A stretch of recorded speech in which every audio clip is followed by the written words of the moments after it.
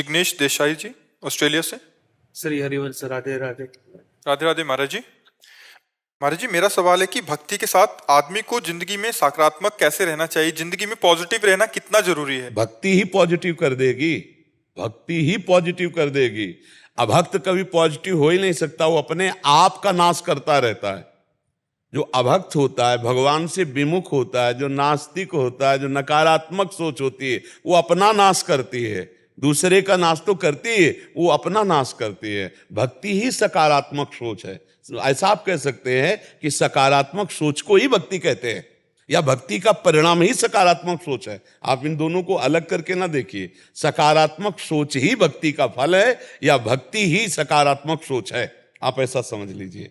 तो सकारात्मक सोच, अगर लौकिक भोगों की मांग है, लौकिक भोगों की तरफ हम अधर्म पूर्वक बढ़ रहे हैं, तो भक्ति नहीं है। भक्त तो वो है जो धर्म पूर्वक विषयों का सेवन करता है। भक्त वो है जो धर्म पूर्वक चिंतन करता है, धर्म पूर्वक आचरण करता है, धर्म पूर्वक बोलता है, धर्म पूर्वक देखता है, उसका हर चेष्टा धर्म पूर्वक होता है, वो भक्त होता है। और वो सकारात्मक होता है, वो पॉजिटिव ही चिंतन होगा, अपना और दूसरों का भी पॉजिटिव चिंतन होगा। और नकारात्मक सोच अभक्त भगवत विमुख के हृदय में आती रहती है, वो दूसरों की भी हानि करेगा और खुद की हानि भी करेगा। वासनात्मक खेल, नाना प्रकार के अधर्माचरण, ये सब नकारात्मक सोच में ही प्रकट होते हैं। क्यों? परमात्मा में, आत्मा में सुख का अनुभव नहीं हो रहा, तो इसीलिए तो पापाचरण हो रहे हैं, इसीलिए बाहर भटक रहे हैं। और जब भक्ति का सुख मिलता है तो निज सुख होता है, मन आनंद में डूबा होता है, तो बाहरी पापाचरण फिर नहीं होते। जब हृदय में, घर में खाने को मिल जाए तो बाहर कौन भटके? जब हृदय में आनंद मिल जाए तो बाहर क्यों भटके? तो सकारात्मक सोच और भक्ति, भक्ति और सकारात्मक सोच ये एक ही बात है। हमें तो कभी इसमें अंतर नजर नहीं आ रहा। आपको अंतर नजर आ रहा है क्या? करने पर कभी कभी भक्ति करते हुए भी मन अपना नकारात्मक विचार में चला। हाँ, तो अभी भक्ति रंग नहीं ला रही, अभी उस कोटि की भक्ति नहीं हुई। अभी अंतर पड़ रहा है नाम जप में, अभी अंतर पड़ रहा है आपके चिंतन में, आपके भजन में। अगर आप निरंतर भजन का अभ्यास करें तो सोच के लिए जगह कहाँ रह जाएगी? नकारात्मक सोच के लिए क्यों रह जाए? मेरा प्रीतम सर्वज्ञ है, वो मेरी हर बात जानता है और सर्वत्र है, तो मेरे पास भी है और सर्वशक्तिमान है, तो मुझे दूसरे से कोई चाह की जरूरत नहीं, वही पूरा करेगा। वो सर्वज्ञ है, सर्वत्र है, सर्वशक्तिमान है, फिर मुझे क्या चिंता करना? फिर मुझे क्या अपनी सोच करना? हमारे सामने जो कर्तव्य उसका हम पालन करते हैं, परिणाम महामंगलमय होगा, हमें चिंता नहीं करनी। जब आप उसको भूल जाते हैं तब आप सोच में उतरते हैं, और जब आप सोच में उतरेंगे तो आपकी सोच तो नकारात्मक ले ही जाएगी। जैसे पानी को कहीं भी छोड़ो वो नीचे ही जाएगा, अगर उसे ऊपर चढ़ाना है तो यंत्र की जरूरत है। अगर आपकी सोच को ऊपर ऊर्ध्वगामी भगवत भाव में करना है तो मंत्र की जरूरत है। नाम मंत्र भूले तो का हनुमंत विपत्ति प्रभु सोई, जब तो सुमिरन भजन नोई। फंसा देगा मन, नकारात्मक सोच में फंसा देगा। इसलिए हर समय राधा राधा जपो, हर समय कृष्ण कृष्ण जपो, हर समय राम राम जपो। जो भगवान नाम आपको प्रियो, नाम जप करो, खाली मत रहो। इसमें पैसा नहीं लगता, नाम में क्या पैसा लग? अंदर हमारी सोच खाली ना रहे, क्योंकि अगर सोच खाली रहेगी तो संसारिक सोच आ जाएगी। नाम चल रहा है, राधा राधा राधा राधा, कभी सत्संग सुन रहे हैं, कभी शास्त्र स्वाध्याय कर। अब हम जैसे कार्य में लगे तो नाम बीच बीच में बोलने में क्या जाता है? हर 5 मिनट में अगर एक बार राधा बोल दोगे तो आपका धीरे धीरे भजन 24 घंटे चलने लगेगा। क्योंकि एक बार राधा बोला, अगली बार 5 मिनट चूक ना जाए, इसलिए कई बार राधा निकल जाएगा। राधा बोलना है, 5 मिनट के बाद खाली नहीं होना चाहिए, हर 5 मिनट में एक बार राधा बोलना है, तो हर समय राधा राधा चलने लगेगा।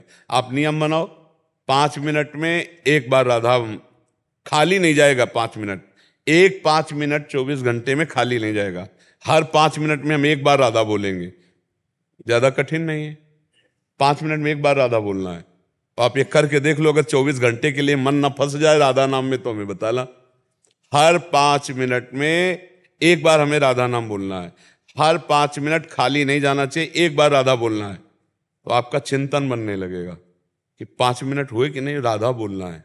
तो कितने बार राधा आप बोल लेंगे 5 मिनट में, समझ रहे? तो आपकी देखना पवित्रता बढ़ने लगी। जब हम भगवान नाम जपते हैं, भगवत चिंतन करते हैं, तो हमारा हृदय पवित्र होता है। देखो आप यहाँ बैठे हो, एक शांति महसूस हो रही नहीं, एक मतलब जगत से कुछ हटकर ऐसा लग रहा है ना।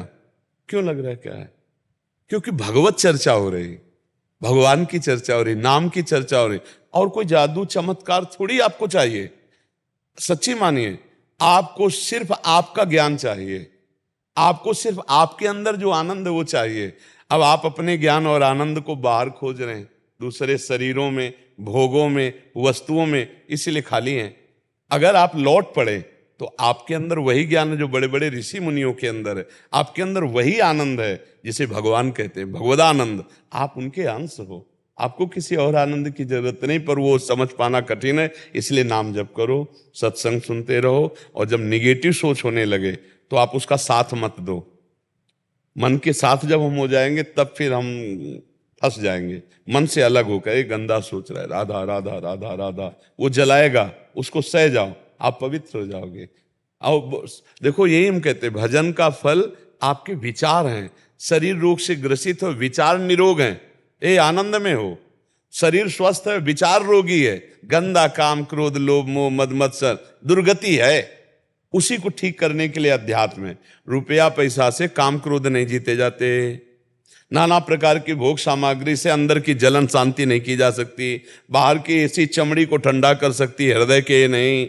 हृदय के सूत्रों को जब हमारे ठंडा चाहिए तो भागवती, बिना भगवान के चरण के हृदय शीतल नहीं हो सकता। नहीं, ऐसे विचार, ऐसे सूत्र निकलते रहेंगे, हृदय जलता रहेगा। इसलिए नाम जप करो, सत्संग सुनो, शास्त्र स्वाध्याय करो, नकारात्मक सोचों को साक्षी भाव से देखो, दृष्टा भाव से वो निकल रही हैं, वो तुम्हें बिगाड़ नहीं पाएंगी। जब उनको स्वीकार कर लेते तभी वो बिगाड़ते हैं। ये सोनी दुबे जी लखनऊ से।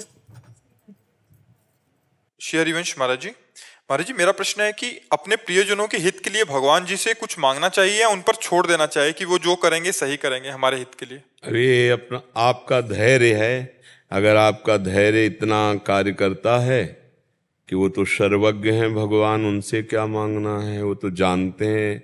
जैसे माँ को पता है अपने बच्चे को कब क्या पवाना है, ऐसे हम हैं तो सब उनके बच्चे।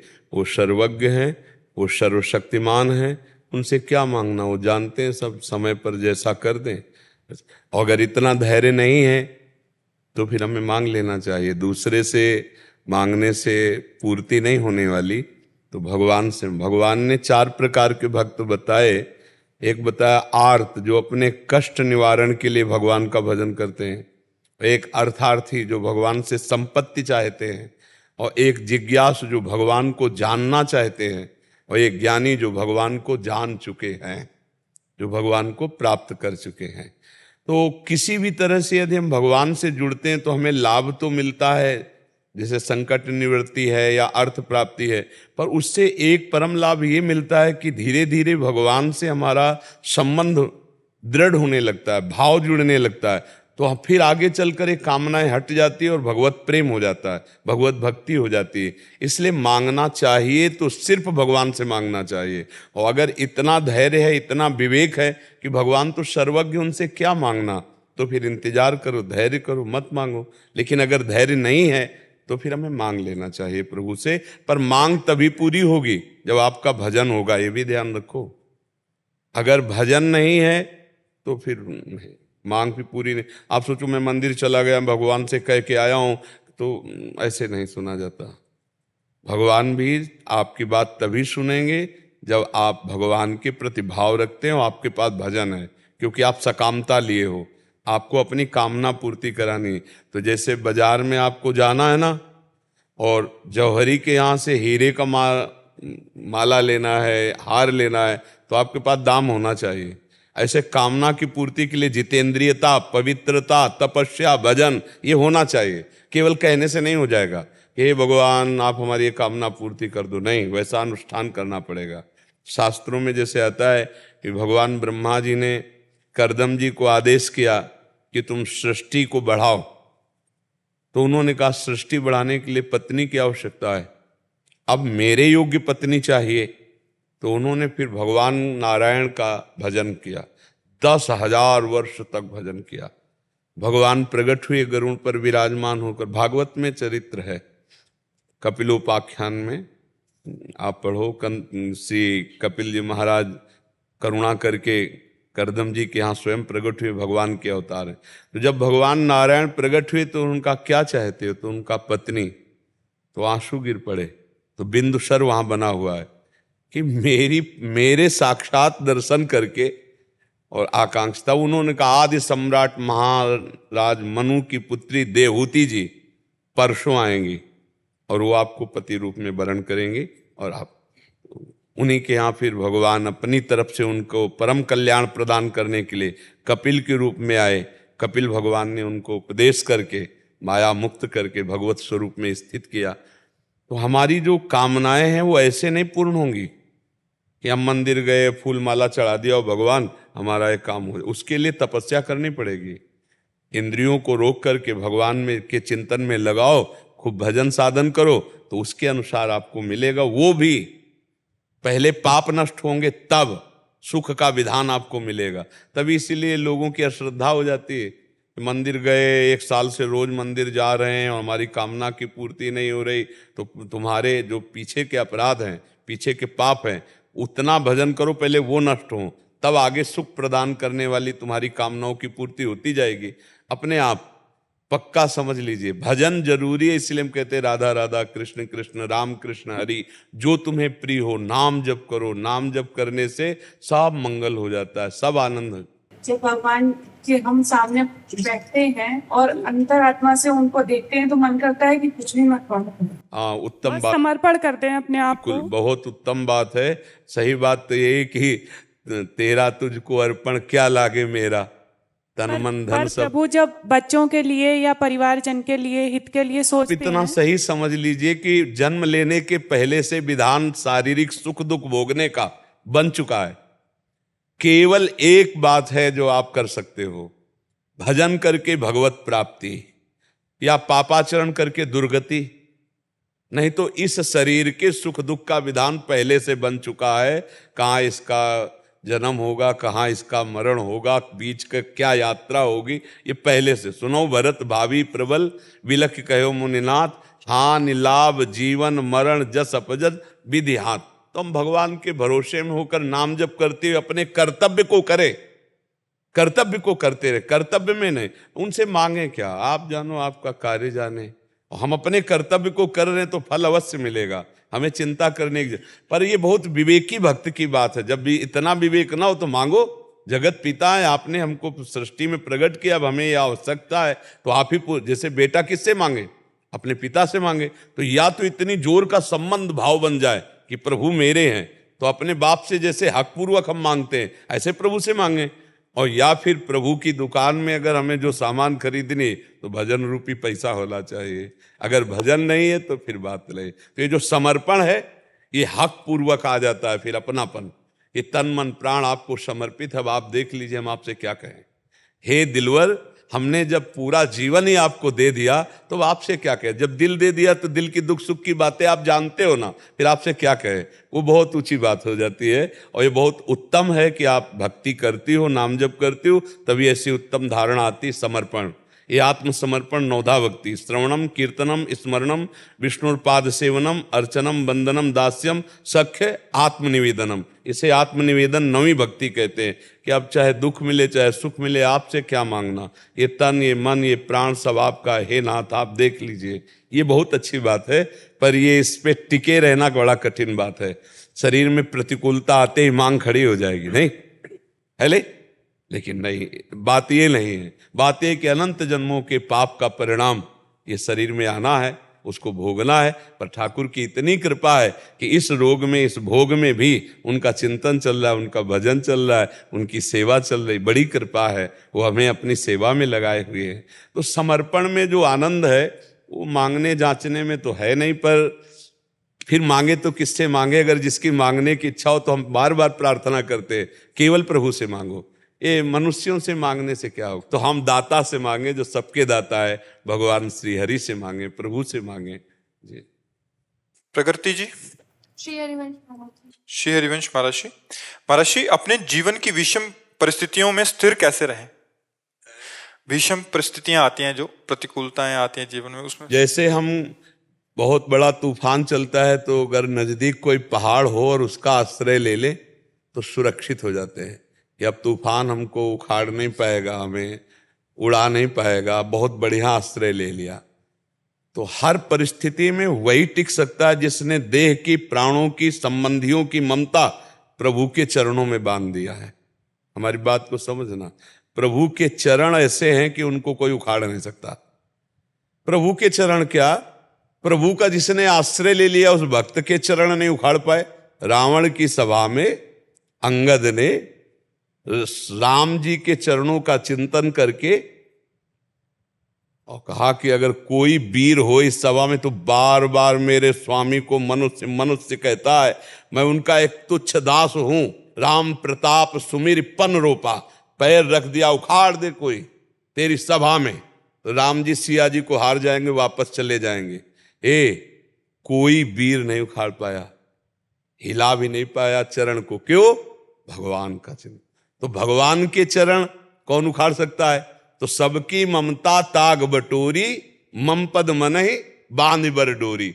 यदि हम अपने शरीर, अपने प्राण, अपने संबंधियों की ममता भगवान के चरणों में समर्पित कर दे तो कोई भी परिस्थिति हमें डिगा नहीं सकती, कोई भी परिस्थिति हमें विचलित नहीं कर सकती। तो भगवान की शरण में सबकी ममता ताग बटोरी, मम पद मनहि बांध बर डोरी, तो कोई परेशानी नहीं है। भगवान जब जैसी आवश्यकता होती सब दे रहे, खान पान को दे रहे, कपड़ा दे रहे, दवा दे रहे, व्यवस्था दे रहे। तो हर परिस्थिति में तो वही विचलित नहीं होगा जिसको भरोसा और ममता श्री भगवान से है। अगर शरीर और संसार से तो विचलित तो हो ही जाएगा। भरोसा यदि भगवान से है, संबंध यदि श्री भगवान से, सबकी ममता ताग बटोरी, मम पद मनहि बांध बर डोरी, वो विचलित नहीं होगा, अन्यथा विचलित हो जाएगा। विचार करके आप देख लो इस विषय को। तो अगर अपनी ममता और अपना संबंध एकमात्र श्री भगवान से हो तो हम जीत जाएंगे इस माया से, नहीं तो ये माया विचलित क्या कर देगी, हार जाएंगे, हम परास्त हो जाएंगे। जी। अर्पित निगम जी लखनऊ से। राधे राधे। राधे राधे। राधा वल्लभ श्री हरिवंश महाराज जी। महाराज जी, श्री कृष्ण जी ने गीता जी के ज्ञान का सर्वोच्च उत्तराधिकारी अर्जुन को ही क्यों माना? आज के समय में हम सब की हालत रणभूमि में खड़े अर्जुन के समान ही है। मन का विचलित रहना, गांडीव का हाथ से छूटना, पैरों का डगमगाना, ऐसे में अपने साथ अर्जुन के समान क्या श्री कृष्ण को अपना नित्य सखा मानकर अपना प्राण समर्पित किए? आज हम सब अर्जुन के समान है ऐसा नहीं बोल रहे, अर्जुन के समान नहीं है। अर्जुन की चरण धूलि की वंदना करो और उनके कुछ बातें अनुसरण में आ जाए। रोम रोम से अर्जुन के श्री कृष्ण निकलता है, रोम रोम से। श्री कृष्ण और अर्जुन कहने को दो हैं, एक प्राण है। अर्जुन को तुम क्या समझते हो? महाभागवत नर नारायण का स्वरूप है वो, साधारण जीव थोड़ी है वो। श्री कृष्ण के नित्य सखा हैं। आप कभी श्री कृष्ण को अपना मान करके एकांत में कितना चिंतन करते हैं, कितना रोए हैं? आपकी स्थिति क्या है? अरे ये कहो, अर्जुन जी ने लीला करके हमको गीता को उपदेश निकलवाया। जैसे बछड़ा पिन्हाता है जब गाय को तो गाय दूध देती है, तो श्री कृष्ण से गीता प्रकट करवाई अर्जुन जी ने। नहीं, अर्जुन जी को गीता के ज्ञान की जरूरत नहीं है। बद्री नारायण में 10,000 वर्ष भगवान नर नारायण आज तप किए, आज भी कर रहे हैं, आगे भी करते रहे। वही है अर्जुन जी, और कोई थोड़ी है। अर्जुन जी भगवान नर नारायण का अवतार है। तो बच्चा, अर्जुन जी की पहले तो समानता की बात ना लाओ। देखो, हम छोटे बन के चलेंगे तो बड़े बन जाएंगे, और अभी से बड़े बनने की गांडी है तुम्हारे पास? तुम तो कहते हो सब गांडी की प्रतीक्षा। मतलब कहने की बात अलग होती। माँ जैसी और माँ में अंतर होता है, नहीं होता? बोले माँ जैसी सब है, माँ में अंतर होता है। भगवान शंकर को भुजाओं से युद्ध में तृप्त कर दिया। भगवान शंकर को भुजाओं से तृप्त कर लिया। पढ़ लेना महाभारत में, किरात वेश में जब भगवान शंकर आए तो गांडीव भी लील गए, तूणीर के सारे बाण समा गए भगवान किरात में। तब फिर जो बाहुयुद्ध हुआ, तब भगवान शंकर ने कहा, मैं प्रसन्न हुआ, किरीटधारी अर्जुन, विश्व में दूसरा कोई नहीं है जो मुझसे बाहुयुद्ध कर सके, देवादिदेव महादेव। तब पाशुपतास्त्र दिया। अर्जुन की समानता इस विश्व में कोई दूसरा है ही नहीं। जैसे जब स्वर्गलोक गए तो इंद्र के सिंहासन पर आधे पे अर्जुन बैठे थे, आधे पे देवराज इंद्र। आज तक हमको बताना, दूसरा सिंहासन भले मिल जाए किसी भजन करके पहुंचे हुए देवता या ऋषि मुनि को देवराज के सिंहासन पर नहीं बैठेंगे। आगे कोई बात, जिस समय उर्वशी जी नृत्यांगना बन करके आई तो अर्जुन के रूप को ही देखती रह गई और अर्जुन उर्वशी जी को देखते रह गए। तो देवराज इंद्र ने शाम के आज्ञा करी कि उर्वशी अर्जुन की सेवा में उपस्थित हों। और उर्वशी जी अप्सरा हैं, देवांगना देवी हैं। वो अर्जुन के पास बड़े उत्साह से गए। अजान बाहु कमल लोचन, जैसे श्री कृष्ण वैसे अर्जुन। जाकर के उन्होंने अपनी भावना प्रस्तुत की तो अर्जुन ने माता कुंती की तरह उनको प्रणाम किया। तो उनका सावधान, ये प्रणाम नमस्कार मुझे नहीं, क्योंकि मैं तुम्हारी सेवा में काम भाव से युक्त होकर आई हूं। तो उनका ऐसा तो कदापि हो ही नहीं सकता। माता कुंती में और आप में हमारी दृष्टि में कोई भेद नहीं। तो उनका फिर आपने वही शब्द उच्चारण किया जो मैं सुनना नहीं चाहती। सभा में क्यों देख रहे थे हमारी तरफ? तो उनका इसलिए देख रहा था कि आप ही हो हमारे पूर्वजों की मां, क्योंकि महाराज पुररवा और उर्वशी से ही ये पुरुवंश का प्रादुर्भाव हुआ। मैं अपने वंश की जननी को देख रहा था कि इस देवी से ही हमारे वंश का प्रादुर्भाव हुआ। बोले ऐसा मत सोचो, यहाँ कितने नाती पोते आए और हमसे मिलकर के चले गए, क्योंकि स्वर्ग का भोग भोगने के लिए हम देवांगनाएं हैं। उनका ऐसा कदापि नहीं हो सकता।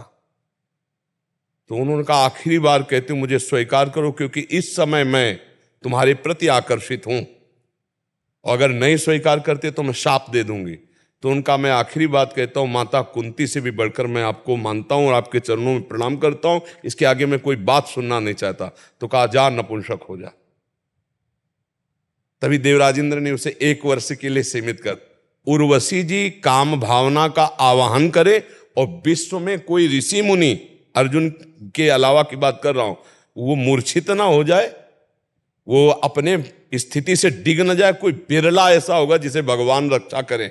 नहीं, उर्वशी जी नारायण भगवान की जंघा से प्रकट हुई उर्वशी जी हैं और अर्जुन जी को मोहित करने में असमर्थ नहीं।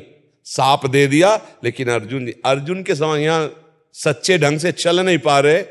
उर्वशी अर्जुन के समान, सब अर्जुन। ए भाई, हम इसलिए नहीं कह रहे कि आप अर्जुन जैसे नहीं हो सकते।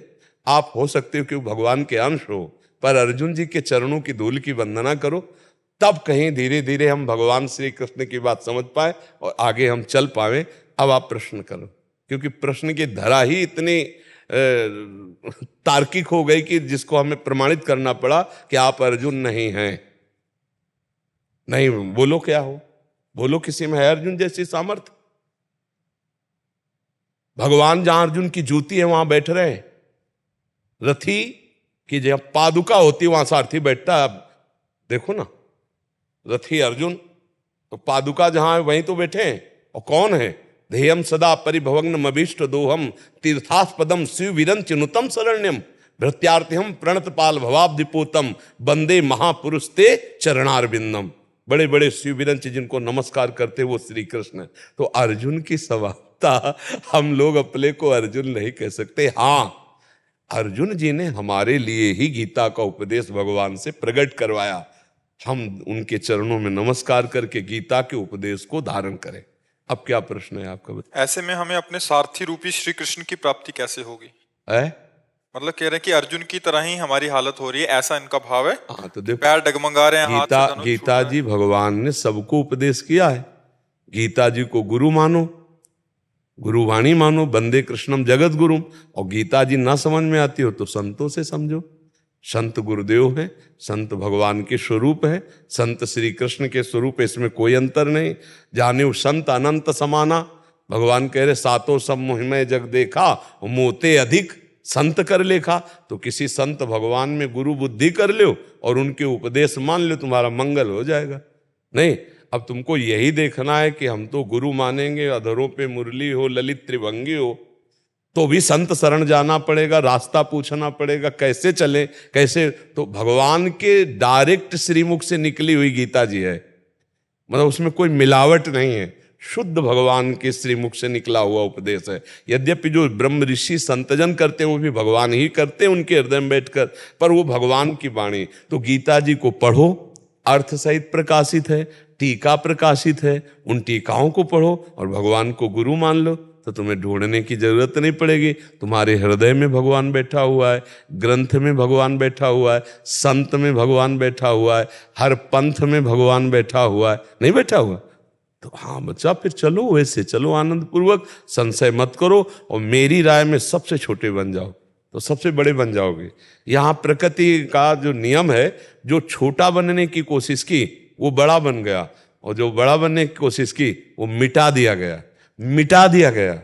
रहे न रावण सम अभिमानी, हिरण्याकश्यप सम वरदानी, खान विभव की खान जगत में कुछ दिन के मेहमान, भजले श्री भगवान जगत में कुछ दिन के मेहमान। थोड़े दिन का समय है, छोटे बन जाओ और नाम जप करो, भगवान की लीला कथा गाओ, संतों की चरण धूल माथे पे रख के उनके सामने प्रणत होकर बैठो, ज्ञान प्रकाशित होने लगेगा। अभी आपको श्री कृष्ण दिखाई देने लगेंगे।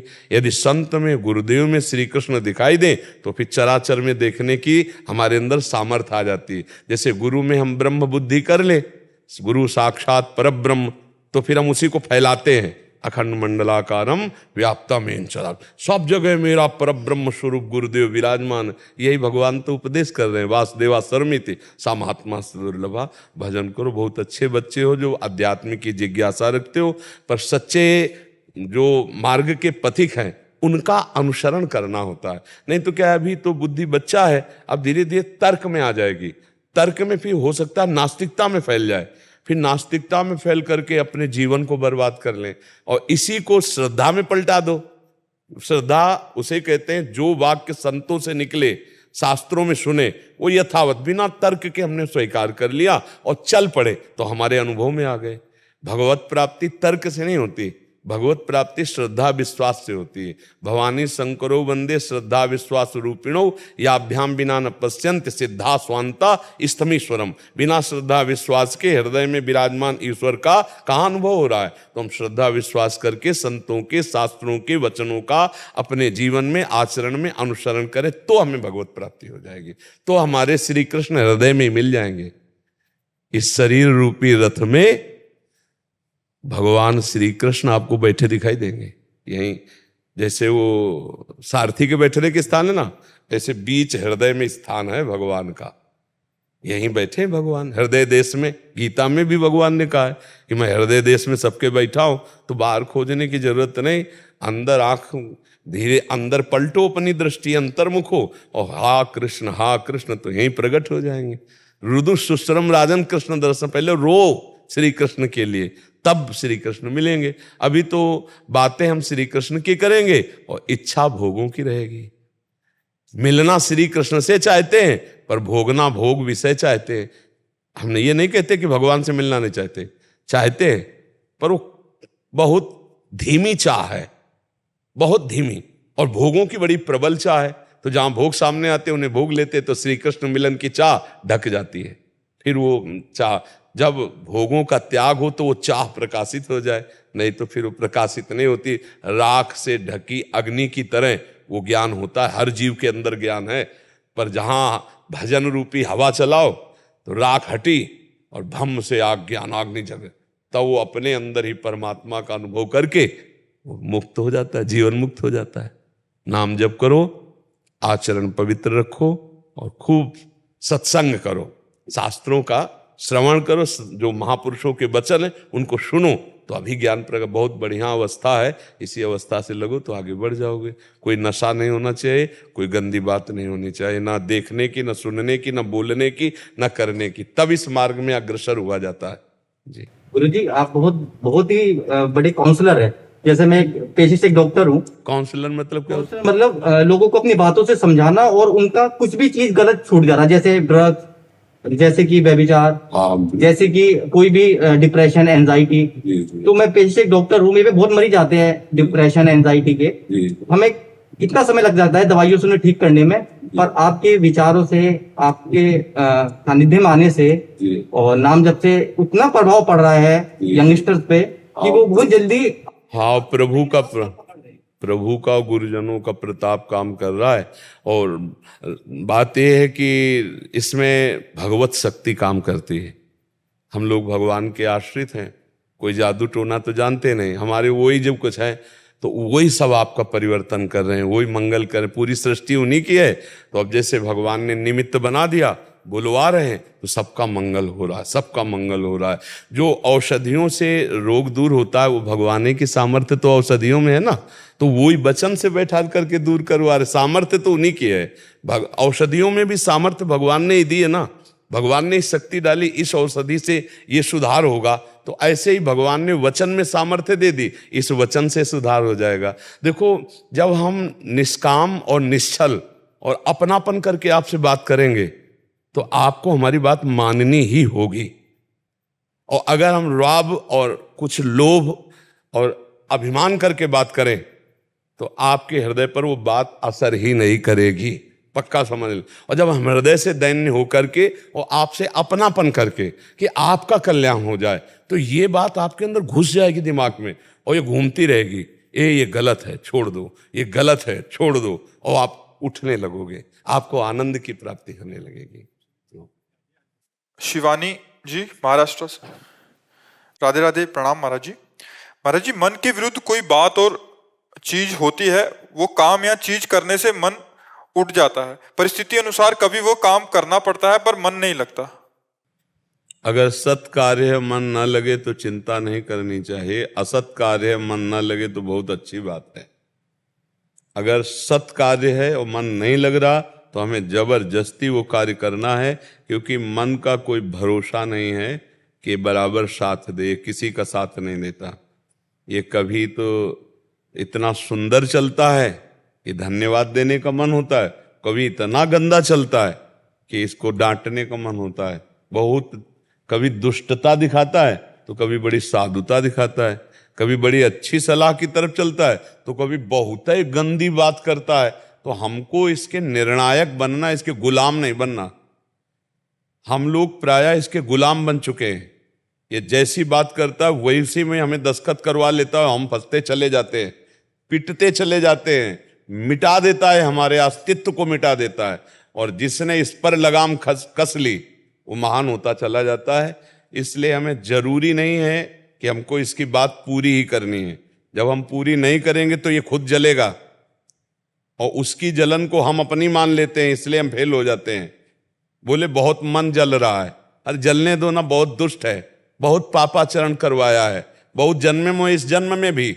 ईमानदारी से आप देखिए इस जन्म में आपकी क्या हालत की है इसने, ईमानदारी से। यहां जैसे अपने वृंदावन में बैठे हैं तो ईमानदारी से देख लो, अपनी जितनी याद है कि इस बेईमान साथी मन ने हमको कितनी कितनी गंदी बातें करवा दी।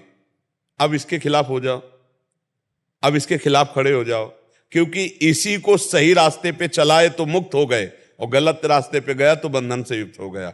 जितनी जेल भरी है इसी की दोस्ती से भरी है, मन की दोस्ती से। मन ने कहा ये कर दो, जेल पहुंचा दिया। जितने भोग शरीर के पाप के रोग आते हैं, जो रोग आते हैं, जो दंड मिलता है वो पाप का होता है। जितने पाप हैं सब इसी के कराए हुए हैं, मन के। और मन से जब हम दोस्ती कर लेते हैं, ये कर लो, तो लगता है यार अगर नहीं करेंगे तो ये जलाएगा मुझे नहीं जलाएगा, खुद जलता है और पवित्र होता है। पर लोग इस बात को ना जानने के कारण, इसलिए हमें लगता है जब मन हमारा साथ ना दे रहा हो और वो सत कार्य हो तो जबरदस्ती करना चाहिए। चाहे वो भजन हो, दूसरे की सेवा हो, या धर्मपूर्वक कार्य हो। धर्मपूर्वक सत कार्यों के लिए मन साथ ना दे तो जबरदस्ती लगाना चाहिए, और असत कार्यों में ना लगे तो धन्यवाद देना चाहिए कि धन्य है मन जो तू गंदी आचरण की तरफ मना कर रहा है। तेरे भैया हाथ जोड़ू, बहुत अच्छा साथ है, चल तू अब साथी बन के। लेकिन बहुत कम होता है, कभी कभी होता है, कभी कभी होता है कि असत स्फुरणा हुई और वो अनमन हो जाता है कि नहीं हमें नहीं चाहिए। नहीं तो प्रायः ये गंदी ही बातें सोचता रहता है। जैसे पानी को कहीं छोड़ो, नीचे की तरफ ढलान होती है ना, ऐसे ही मन को छोड़ दो तो गंदी बातों में ही जाएगा, अपने आप जाएगा गंदी बातों में। तो हमें लगता है कि आपको ये निर्णय करना चाहिए कि सदाचरण में नहीं लगता या असद आचरण में नहीं लगता। अगर सद आचरण में नहीं लगता तो जबरदस्ती लगाओ, और असद आचरण में लगता तो जबरदस्ती हटाओ, तभी हमारा जीवन सुखमय हो पाएगा। नहीं, इससे बड़ा कोई दुश्मन हमारे पास नहीं है, हमारे अंदर, हमारे नजदीक इससे बड़ा कोई दुश्मन नहीं है। अब अपने को समझ में नहीं आता, इसलिए हम इसका साथ देते रहते हैं। हमें लगता है हमारे बंधन और मोक्ष का कारण जो मन है, अगर ये गलत मार्ग में जाता है तो हमें हठ पूर्वक इससे लड़ना चाहिए। नहीं करेंगे, नहीं करेंगे, अब इसके पास कोई उपाय नहीं। ये बार बार आपको प्रेरणा ही देगा और कुछ नहीं कर सकता आपके बिना। और अगर आपके भाई मन कर रहा है कि आज तो, फिर वो आपको बर्बाद कर देगा। फिर वो हठीला है, ऐसा हठ करेगा कि आपको ले ही जाएगा। और इतना बलवान है कि ना ना करते करते आप हाँ में आ जाओगे कसम खा के भी आप उसे तोड़ दोगे, इतना बलवान है वो। पर वो है आपके ही बल से बलवान। यदि आप डाउन ना हो, आप दस्तखत ना करो, हाँ ना करो, तो कुछ नहीं कर सकता है, पक्का समझ लो। पर ये अंदर ही अंदर इतना जलन पैदा करता है कि हमें लगता है हाँ तो आज खा लेते हैं, बस आज खा लेते हैं, कल से नहीं खाएंगे। बड़ा मन प्रसन्न है, और आज खाया तो कल फिर उसी समय जब खाया था, बस आज खा लेते हैं। और ऐसे करते करते वो नशेबाज बना देता है, नहीं बना देता है। ऐसे ही हर दोष ये करवा रहा है। राम सुंदर जी, कोट कपूरा से। राधे राधे गुरु। राधे राधे महाराज जी। गुरु जी, श्री जी कृपा से दुकान में सारा दिन व्यस्त रहने के कारण कभी कभी भजन कम हो पाता है तो मन उदास हो जाता है महाराज जी, ऐसे में क्या बहुत करें? अच्छा है, उदास हो जाना बहुत अच्छी बात है भजन के लिए। पर हमें लगता है दुकान में बहुत बढ़िया भजन हो सकता है। जो व्यापार में सामने ग्राहक आता है, ग्राहक, पहले हम उसमें राधा वल्लभ लाल की भावना करें, आओ प्रभु अंदर, कहना नहीं, अंदर से आ। और उससे जो बातचीत करके सामान दे रहे हैं, उस समय बीच बीच में राधा, अंदर ही राधा राधा, तो हमारी पूजा हो रही है। पूरे दिन तुम्हें आनंद रहेगा। जो अभी उदासी आती, फिर आनंद रहेगा। देखो, अगर इस पद्धति, जो हम पद्धति आपको बता रहे हैं वही हम चला रहे हैं, जो हम खा रहे हैं वही आपको बता रहे हैं। नहीं तो हम सुबह से लगे हैं, 12-1 बजे रात्रि से अपनी दिनचर्या करके 2 बजे रोड में उतर के और फिर अभी चल। और हर समय व्यक्ति का ही संयोग है।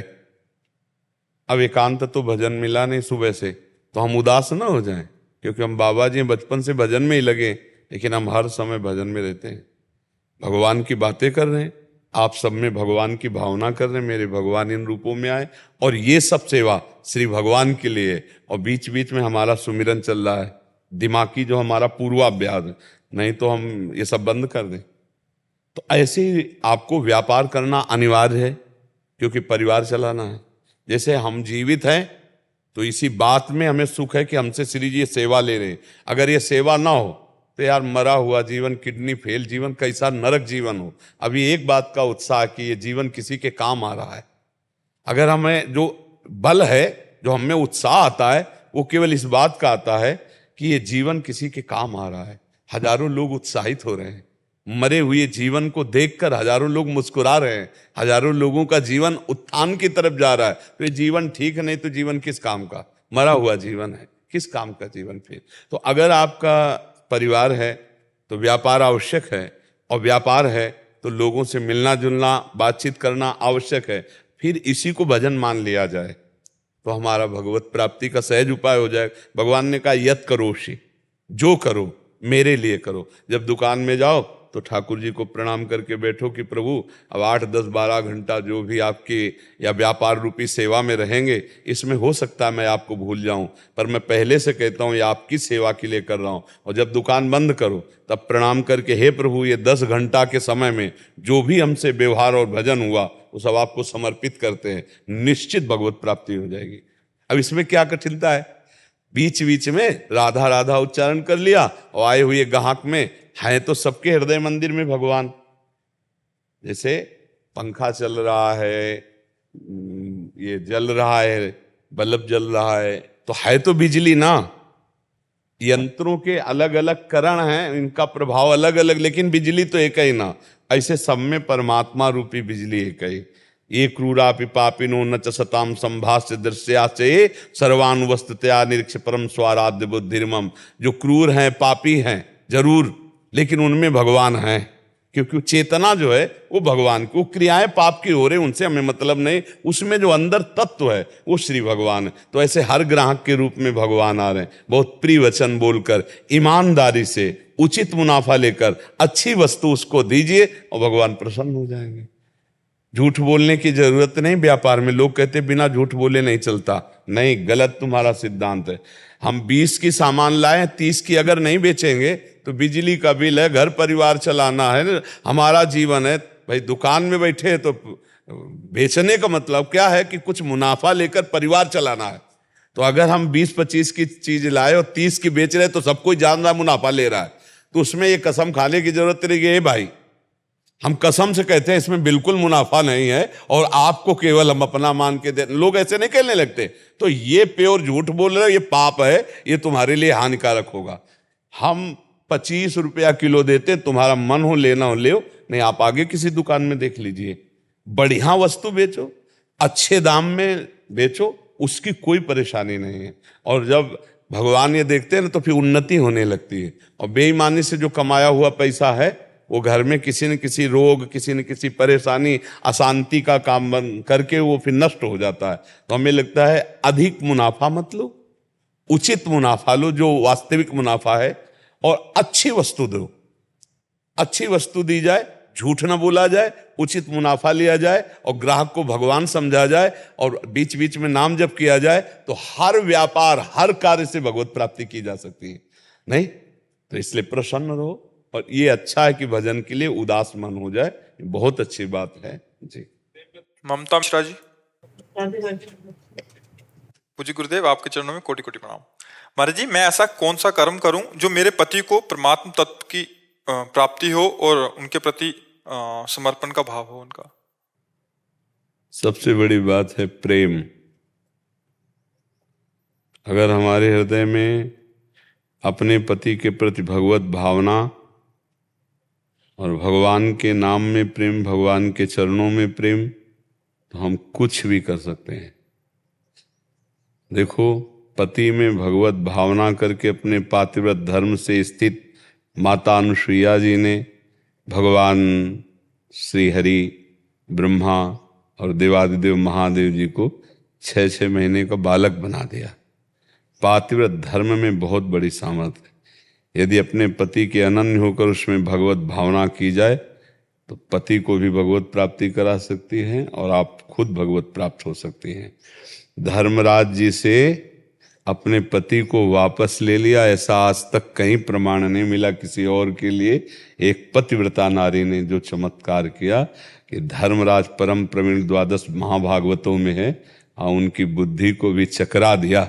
ऐसा महान तप है पातिव्रत धर्म। पर वो आजकल काल का ऐसा प्रभाव बढ़ रहा है कि आजकल नए बच्चे इन सब धर्म की बातों को तो कुछ समझ ही नहीं रहे हैं। तो आप अपने पति में भगवत भाव का दृढ़, मेरे पति मेरे साक्षात भगवान, ऐसा भाव करके, और जो नाम जप करो अपने पति को प्रदान करो, जो चाहो कर सकते हो। अपने पति को भगवत प्राप्त करा सकते हो, अपने पति का भगवत स्वभाव कर सकते हो। तप में, भजन में बहुत बड़ी ताकत है। बिना भजन के जो हमारी बुद्धि गलत निर्णय करती है या किसी की बुद्धि गलत निर्णय करती है, वो अपवित्र होती, पातकी बुद्धि होती। उसको शुद्ध करने के लिए ईश भजन सारथी सुजाना, अपने इष्ट का भजन, भगवान का भजन बुद्धि को सुजान कर देता है। इस शरीर रूपी रथ की बुद्धि सारथी है। अगर सारथी ठीक हो तो रथ सही जगह जाएगा। जो इंद्रियां हैं ये घोड़े हैं, मन है लगाम है, बुद्धि है सारथी है, जीव है रथी है। अब बुद्धि भ्रष्ट है, नाना प्रकार के कुमार्गगामी प्रवृत्तियों में बुद्धि फंसी हुई है, तो ना भगवत आराधना है, ना शास्त्र स्वाध्याय है, ना धर्म के आचरण है। इसीलिए सब कलह, अशांति, चिंता, शोक, भय से व्याप्त हो रहे हैं। तो अगर किसी को भी ठीक करना है तो उसकी बुद्धि ठीक होनी चाहिए। बुद्धि कैसे ठीक होती? भजन से। अब वो भजन नहीं कर रहा है तो आप अर्धांगिनी, आप भजन करके वो भजन संकल्पित कीजिए उसके लिए, उसकी बुद्धि शुद्ध होने लगेगी, निश्चित उसका मंगल होने लगेगा। पर भजन किस कोटि का कितना है और उसका पाप कितना है, इससे समय लग सकता है। तो कभी अरुचि ना करे भजन में और अश्रद्धा ना करे फल में, कि अभी तक तो बुद्धि की बदली नहीं, इसका मतलब क्या नाम जप में सामर्थ्य नहीं है क्या? ऐसा ना सोचना, क्योंकि पाप का जब तक पूर्ण नाश नहीं होगा तब तक बुद्धि पवित्र नहीं होगी। इसीलिए पातंजल जी कहते हैं, सातु दीर्घ काल निरंतर सत्कार सेवितो दृढ़ भूमि। दीर्घ काल तक निरंतर यदि नाम जप किया जाए तो हमारी श्रद्धा, हमारी निष्ठा दृढ़ हो जाएगी और नाम जप से सब हो जाता है। जिसकी भी बुद्धि चाहो, चराचर जगत को पावन करने वाले महात्मा हुए वो नाम जप से ही। सातरति सा लोकांतर। आप तो केवल अपने पति की बात कर रहे हैं, संत जन तो लाखों लोगों का उद्धार कर देते हैं। मम भक्ति युक्तो भुवनम पुनातु। यदि नाम जप किया जाए, भगवान शिव या हरि की भक्ति की जाए और उसका फल अपने पति की बुद्धि शुद्ध हो जाए तो निश्चित मंगल हो जाएगा, निश्चित मंगल हो जाएगा। अमित शुक्ला जी बरेली से। राधे राधे महाराज जी। राधा वल्लभ श्री हरिवंश महाराज जी, कोटि से प्रणाम। महाराज जी, आजकल लोग शारीरिक रोग से ज्यादा मानसिक रोगों से ग्रस्त हैं। अधिकतर लोग मानसिक तनाव, डिप्रेशन, ईर्ष्या, उसका प्रधान कारण है भ्रष्ट आचरण। खुली बात है, उसका प्रधान कारण है भ्रष्ट आचरण। अंदर ही अंदर जो भोगों का चिंतन करके गलत आचरण है। आप बुरा मत मानिएगा, आज जो समय चल रहा है, हम कई बार इस पर बोले हैं, ये जो गर्लफ्रेंड बॉयफ्रेंड चल रहा है ना, ये महाविष है, महाविष। पति के समर्थ होते हुए भी दूसरे पुरुष के साथ पत्नी जा रही। पत्नी सुंदर है, व्यवस्थित स्वभाव वाली है और पुरुष दूसरी स्त्री से प्यार कर रहा है, वो दूसरी स्त्री के पास जा रहा है। अब ये सब क्या है? ये जो भ्रष्ट आचरण चल पड़े ना, boyfriend girlfriend live in relation, ऐसा सत्यानाश विचारों का कर रही है। समाज में जो गंदगी फैल रही ना, ऊपर से बड़े स्वच्छ दिखाई दे रहे, अंदर से बिल्कुल अपवित्र है, आचरणहीन है। नहीं ना, क्या अपने पति से प्यार करके, अपनी वासनाओं को शांत करके, क्या एक परिवार बढ़िया सुदृढ़ बांधकर नहीं चला जा सकता? कितना सुंदर गृहस्थी होगी और उनसे जो संतान होगी वो सुशिक्षित, वो धर्मवान, राष्ट्रभक्त, कैसा सुंदर परिवार खिलेगा। ये जो नारकी गति घुस गई है ना, अब उसके लिए धन चाहिए, चाहे जितना धर्म करना पड़े।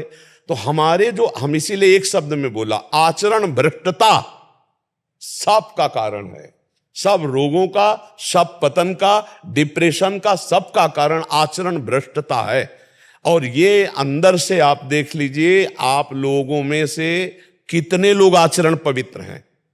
देखो, हम सब घर के बैठे हैं, हम दोषारोपण नहीं कर रहे, हम सम्मिलित होकर कह रहे, सब सम्मिलित होकर कह रहे। और जो जितना आचरण पवित्र है, उतने उसका हृदय शांत होगा, उतने विचारपरायण होगा, उतने निर्णायक, बहुत अच्छी बुद्धि होगी। और जितना भ्रष्ट होगा, उतने नास्तिकता, उत्साहहीनता, कुविचार और सब ड्रामा, सब पाखंड है, सब नौटंकी नाटक है, इन विचारों का रूपण। क्योंकि पापवंत कर सहज स्वभाव, भजन मोर ते भाव न काऊ। जो पे दुष्ट हृदय सोई होई, मोरे सन्मुख आओ की सोई। वो आकर भी विमुख रहेगा। आचरण संभालने की प्रभु जरूरत है। बहुत भ्रष्टाचार बढ़ रहा, अंदर ही अंदर खोखला किए दे रहा है हमारे नए बच्चों को, हमारी समाज को। अब हम कैसे बताएं? हम कई बार कह चुके हैं कि जिसको आज इस होटल का भोजन, आज इस होटल का भोजन, आज इस होटल का भोजन, वो कभी एक रसोई में घर की बनी हुई बराबर नहीं रह सकता। उसको चाट लग गई है कई होटलों के भोजनों की। ऐसे ही आज ये बॉयफ्रेंड ब्रेकअप, कल वो बॉयफ्रेंड ब्रेकअप, कल वो गर्लफ्रेंड ब्रेकअप, कल वो। तो ये क्या पति पत्नी आजीवन निर्वाह कर पाएंगे बच्चे? क्या इनका जीवन एक सीमा में बंध पाएगा? और सीमा में नहीं बंध पाएगा तो अब आप विचार करो, जब पुरुष देख रहा है कि मेरी पत्नी कार में बैठी दूसरे की और गले में लग के हंसते बात करते जा रहे, जब वो पत्नी देख रही कि मेरे सामने मेरा पति किसी और से, अब आप बताओ उस घर में क्या होगा और उनकी बुद्धियों में क्या होगा?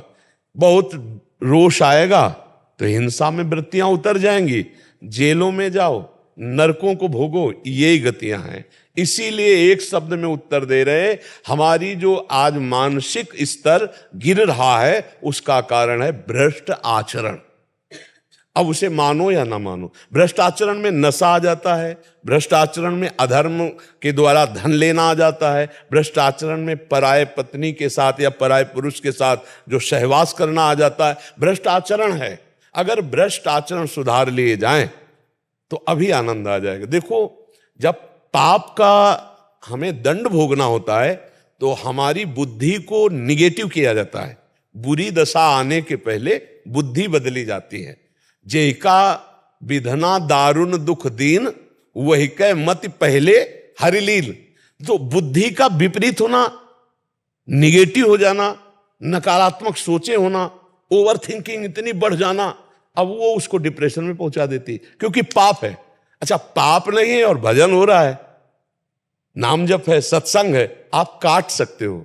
जो आपके व्यर्थ का चिंतन है, ओवर थिंकिंग, आप उसको काट सकते हो। निगेटिव को आप पॉजिटिव में बदल सकते हो, हर बात को संभाल सकते हो। आप भजन करने वाले, सही आचरण वाले हैं तो आप पूरे परिवार को संभाल सकते हो। और नहीं तो फिर क्रोध आ जाता है, हिंसा आ जाता है, और नाना प्रकार, वो उसको जहर दे दिया, उसको मार दिया, वो उसको ऐसा कर दिया। ये सब का सब जितना कुछ हो रहा है, ये भ्रष्ट आचरण। इस शब्द को अगर सुधार लिया जाए, भ्रष्ट आचरण, तो आज हमारे मानसिकता में जो कमियां आ रही, जो शारीरिक कमियां आ रही हैं, जो समाज में कमी आ रही, ये सब दूरी हो जाए। बड़ी ईमानदारी वाली बात है कि हमें अपने आचरण सुधारने की बहुत जरूरत है। अब वो कह रहा है तुम ऐसा क्यों कर रहे हो, तो बोले मैं बालिक हूं, मैं तुम्हें पसंद नहीं करती, मैं तुम्हें तलाक देती हूं, चाहे जब ले ले, तू मुझे नहीं रोक सकता। पति से, ये क्या सभ्यता है, ये क्या पवित्रता है, ये क्या है? अच्छा, जो आदमी केवल तुम्हारे शरीर पोषण के लिए तुम्हारे पति से तुम्हें बैर करवा रहा है, वो तुम्हें देख रहा है कि तुम्हारी मानसिक स्थिति क्या है, तुम उसकी नहीं हुई, तो केवल प्रयोग करेगा आपका कभी जीवन साथी नहीं बन सकता। क्योंकि वो जीवन साथी था जिसने तुम्हें पाणिक ग्रहण किया, वो जीवन साथी नहीं है जो तुम्हारा उपभोग कर रहा है। वो समय आने पर तुम्हें ऐसे ही छोड़ेगा जैसे तुमने इसको छोड़ा है। फिर तुम्हारी हालत क्या होगी? विचार करो, जैसा तुम करोगे वैसा ही पलट कर तुम्हारे पास वही कर्म आ जाएगा, पक्का समझो, वही कर्म पलट कर आ जाएगा। एक बूढ़ी माई को जो बहू जो है ना, मिट्टी के खपरे पे भोजन देती थी, तो एक दिन खपरा ऐसे गिरा तो उसका लाला 10 वर्ष का था। उसने कहा मम्मी संभाल के गिरने न पावे। बोले क्यों? बोले जब दादी बूढ़ी है ना, इसमें खाती है ना, तो जब आप बूढ़ी होगी ना तो इसमें मुझे खवाना है आपको। जो तुम दे रहे हो ना वो पलट के किसी दिमाग में जाके जम जाएगा और वही कर्म का तुम्हें हिसाब मिलेगा। इसलिए मुझे लगता है गलत आचरण, पापाचरण, अधर्माचरण, इनको छोड़ा जाए तो हम सुखी हो सकते हैं। इसीलिए अध्यात्म है, इसीलिए हम कहते हैं नाम जप करो, सत्संग सुनो, तुम्हारा मंगल होगा। देखो, ये जो अध्यात्म है केवल आपके मंगल के लिए है, ये कोई व्यापार नहीं है, आपसे कुछ ले नहीं रहे, आपको अपने जीवन की कमाई दे रहे हैं अध्यात्म की। तो इतना तो आप बुद्धि रखते ही हैं कि निस्वार्थ भाव से यदि अध्यात्म की चर्चा आपको मिल रही और आप धारण कर लो तो आपका परम कल्याण हो जाएगा। पर आज का समय है कि बिना पैसा के जो चीज मिलती है उसकी कदर नहीं होती। नहीं, पर कदर हो तो फिर अभी जैसे लगा कि 51,000 रुपया एकांतिक में, फिर आप बड़ी सावधानी से सुनेंगे क्योंकि 51,000 दिया है, बड़ी मुश्किल से हमको सुनने को मिला है। अच्छा, फ्री जैसे अलग तो उसमें, पर वास्तविक जो कदर करने वाले वो यही जानते हैं कि अध्यात्म कभी बिकता ले और जो बिकता है वो कभी अध्यात्म होता ले। ये भी बात समझ लो, अध्यात्म कभी बिकता ले और जो बिकता है वो अध्यात्म होता ले। अध्यात्म कभी पैसे से नहीं बिकता, वो तो भगवत स्वरूप है। हाँ, वो तो, और इसे स्वीकार कर लो तो मंगल हो जाएगा। और आज हमारे बहुत से भाई बहन स्वीकार कर रहे हैं, बड़ा परिवर्तन हो रहा है। श्री जी ठाकुर जी की बड़ी कृपा है। अब आज जैसे होगा, शनिवार था, 70-80 हजार लोग होंगे और उनमें से मुश्किल से 10-15% होंगे वृद्ध, माताएं, बहनें, बुजुर्ग नहीं, सब जवान जितने थे सब राधा राधा राधा। बड़ा अच्छा लगता है कि जब नौजवान भाई, तब लगता है कि अगर ये पीढ़ी सुधर जाए तो सब सुधर जाए, क्योंकि यही हमारे देश के भविष्य है। जो आज नशा में डूब रहे हैं, बेविचार में डूब रहे हैं, गलत आचरणों में जा रहे हैं। क्या होता है कि जैसे हम अधर्माचरण करते हैं ना तो हमारी क्षमता कम हो जाती है। जैसे नशा करने लगे, ड्रग्स आदि, तो क्षमता कम हो गई। अधिक बेविचार करने लगे तो क्षमता कम हो गई। अधिक पापाचरण करने लगे तो विचार की क्षमता कम हो गई। अब अगर उनको छेड़ दिया आप तो वो हर कोशिश यही करेंगे कि आपका नाश हो जाए। क्योंकि उनकी बुद्धि सहनशील नहीं है, क्षमता खो चुकी है। अब वो क्षमता जब खो तो बावरे हो जाते हैं, कैसे कर। जहां हमारी गलत आचरण होने लगते तो हमारी बौद्धिक शक्ति कम हो जाती, क्षमता कम हो जाती। तो अपने पूज्य जनों को सोचो, तो ये क्षमता सोचने की सब खत्म हो जाती है। तो अगर हमारी नौ पीढ़ी नौजवान धर्म से तो एक हम भगवान की बड़ी कृपा मानते हैं। जैसे एकांतिक में आप कहते हैं हमने व्यसन छोड़ दिया, हम गंदे आचरण छोड़ दिए, हम आपको धन्यवाद देने आए, तो हम हाथ जोड़ते हैं कि आपको धन्यवाद, क्योंकि आपने हमारी बात मानी, अपना जीवन परिवर्तन करके सतमार्ग में चले, सुखी रहो, आनंदित रहो। हमें धन्यवाद देने की जरूरत नहीं, हम उसी में धन्य हैं कि आप सही चलने लगे।